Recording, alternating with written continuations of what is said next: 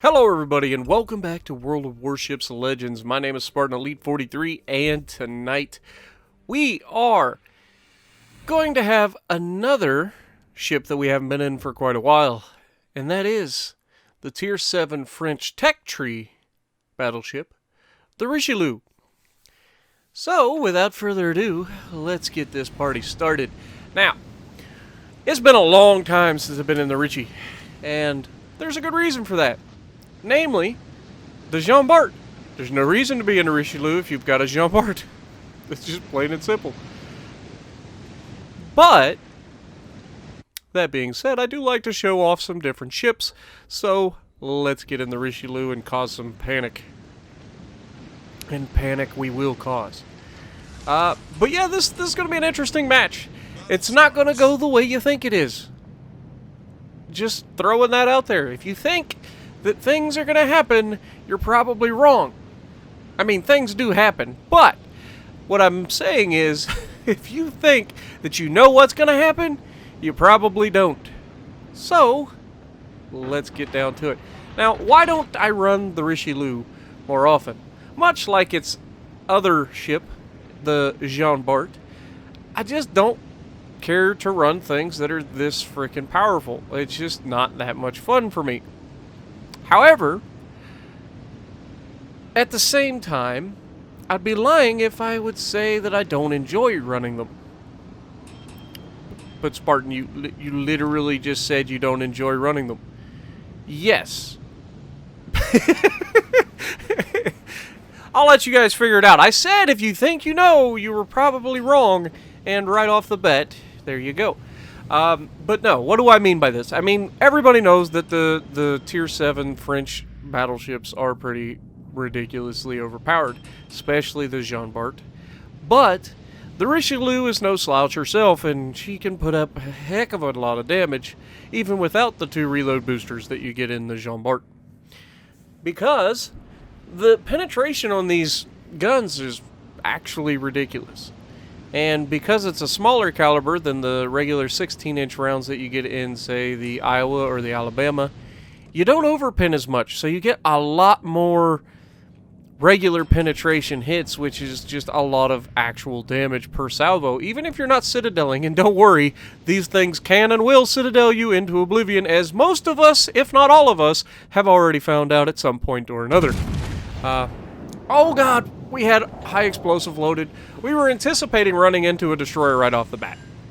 Okay, so that's why I had the high explosive loaded. Now, right here you can see I'm kind of being a little timid. I don't want to show the broadside of my ship to anybody, but this New Orleans looks like he's going to sit right behind the island and farm me for high explosive, which is fine. One ship doing it isn't that big a deal. However, this Colorado needs to be touched. And while I thought he was still reversing, he actually was just kind of sitting still. So most of those just overpin and then go over him. But we ended up getting 4 hits. We're up to 9,000 damage, which is not a lot. I mean, how many times have I hit people in the Jean Bart, like the Bismarck, who was angled, and I hit him for 25,000 damage without citadeling him? That's insane. And that's what's possible out of these shells. Because you're not bouncing, you're almost always penetrating, and you very rarely overpin anything with armor. So, it's kind of devastating what these ships can do. And then if you couple that with the fact that they have ridiculous armor, and I'm not just saying frontally ridiculous armor. Yes, that's what they're designed for. The frontal armor is ridiculous. However, you can be broadside on in this thing and get touched, and nothing happened. It's really frustrating, but we go ahead, hit our first engine boost, and get this ship moving. We're almost 30 knots now, and this Colorado's starting to feel a little type of way, and you can't really blame him, because what's he going to do? But he shouldn't be broadside on, that's for sure, because that ain't going to end well for him. He's lucky I only hit him with 4 rounds, and didn't get a citadel. But if he plays that way too long, he's going to catch some citadels. Now, there's a destroyer out to my right, and he initially went all the way around the edge, and I was like, what is he doing? Maybe much like myself, he was just kind of anticipating some destroyers to come over here. Fortunately for me, they didn't, and they are nowhere to be near us. So it's me and this destroyer versus a New Orleans around the corner in this Colorado, and the Colorado makes a mistake of mistiming how long it takes me to reload. He turns broadside on in front of these ridiculous... Oh my god, that dispersion is disgusting. Yep, that hurt. And he's lucky that he still, once again, didn't get Citadel. Like, the Colorado is very easy to Citadel when it's broadside on, usually. But in this match, for whatever reason, I just didn't seem to Citadel him. But as you can see, he's still firing his shots down into my frontal armor, which, even with 16-inch guns, you just cannot overmatch that frontal armor. But that doesn't stop him from trying. He's still trying. And you can see I'm not trying to shoot into his frontal armor. I'm literally just shooting up into his superstructure and getting penetrations that way. Whether it be through the deck or just the superstructure itself. But he has a plane and I don't, which means he sees me coming. And I can't see him. So I know he's there. It's not like I don't know he's there. It's just I don't know what he's doing. Okay, so he's coming straight towards me now. At this point in my head, I'm thinking, oh god, he's going to try to ram me. So I need to try to avoid that. Luckily for me, just as he starts thinking about it, and I'm fairly confident that he was actually going to try to ram me here, just as he was thinking about it, our teammate in the destroyer to my right comes through in the most ridiculous torpedo wall that you can make. Wait for it. Hey, look, there's the little fishies. You think he sees him yet? Oh, yeah, he definitely sees him. He's turning away. He's like, oh, God, please, no. And because he turns, we can go ahead and... Oh, never mind. He got the flooding kill anyway. Didn't need to shoot him. And if we'd have held our fire, we would, instead of trying to steal the kill, wouldn't do that, would I? We would be able to kill this New Orleans right now. But it's as it sits, he's kind of sailing away. But he's forgetting one thing. I can overmatch his bow armor. What do you think I can do to the stern of this ship? Wait for it. Pow! 2 citadels through the rear of his ship. It was kind of side armor, I guess, technically. Look at my team though right now. Me and this destroyer are the only ones here. Now the destroyer is capping the base, which is fine. We're the only ones over here, so at this point I'm like, whatever. Cap it. I don't have to worry about it. My team is defending our base, so we should be golden. And so, oh god, what are you doing? Get off my screen, Creative Cloud. Don't you ever do that again. Alright, so I've got a Gneisenau here, and unfortunately we just kind of stuck our nose in a little too deep. Couldn't quite, I know, right?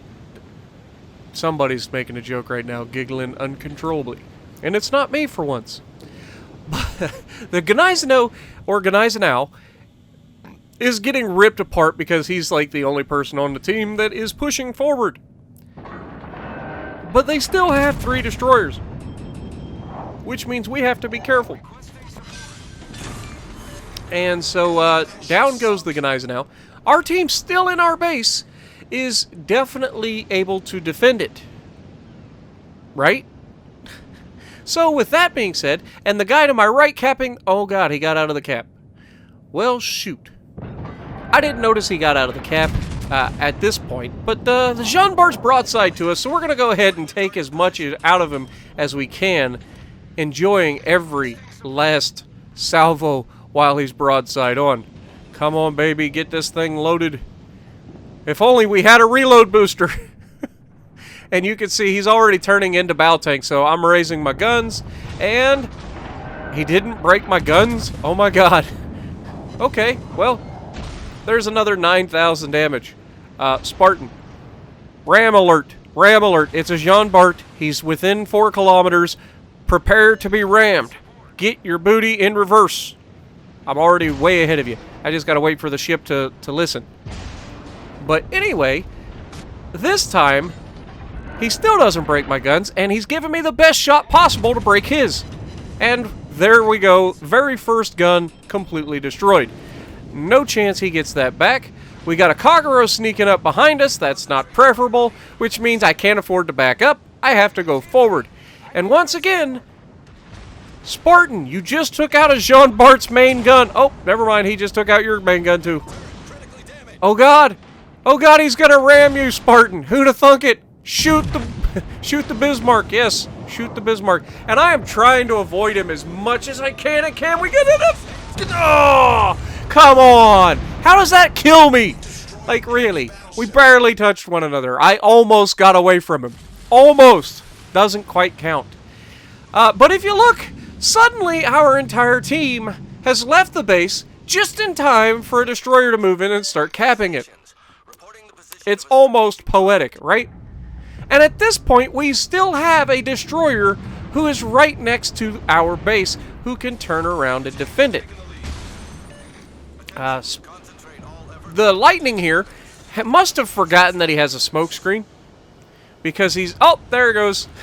He sat there and took it for so long without popping a smoke. Me and the Lightning, if I'm in an unadvantageous position, I'm popping smoke and rolling out the other side. I ain't dealing with it.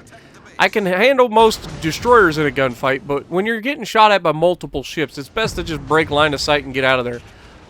But instead, he decides he wants to charge forward, and now he's getting set on fire twice, and he gets his torps away. However, it's not even close to on target for that Bismarck, which means we just lost one of our destroyers. But there's still a destroyer near our base who could potentially reset it. But the problem is, he's not going back to the base. He's chasing a destroyer who's out there on the edge of the map, or near him. Now the Hood got the memo, and he's like, oh God, I gotta get back. Yes, you do, but unfortunately, I don't think you're gonna quite have enough time to get there, Sunshine. You should have been going back a lot sooner. Or, I mean, you guys spent the entire time, or the entire match there anyway. Why'd you leave? If the moment that you decide to leave the base, somebody starts capping, like, why did you leave in the first place? Because you had to have been spotted. You're in a battleship. It's a destroyer capping. So you had to have been spotted, so you know somebody's there. But I digress. He still has time to get to the cap. If he just goes straight in to the cap. You see, straight into the cap is closer to you. But he's not going straight into the cap. He's going at an angle. And that angle is going to be just enough to lose this match for us. However, that was a very nice dodge. Barely enough to slip the Hood through. But, like I said, if he'd have went straight in, he could have actually got there. But because he didn't, just as he gets to the point where he could potentially reset the base, GG. It's unfortunate. It's real unfortunate. But we did everything we could. Considering how few people were actually with us in that match, getting 186,000 damage, not bad. 3 kills, 1,600 XP, and a loss. Would have placed 4th on the enemy team in a win. So, you know, not bad. So if you like what I'm doing, punch the like button, leave a comment below, subscribe to the channel if you haven't already, and as always, I will see you in the next video.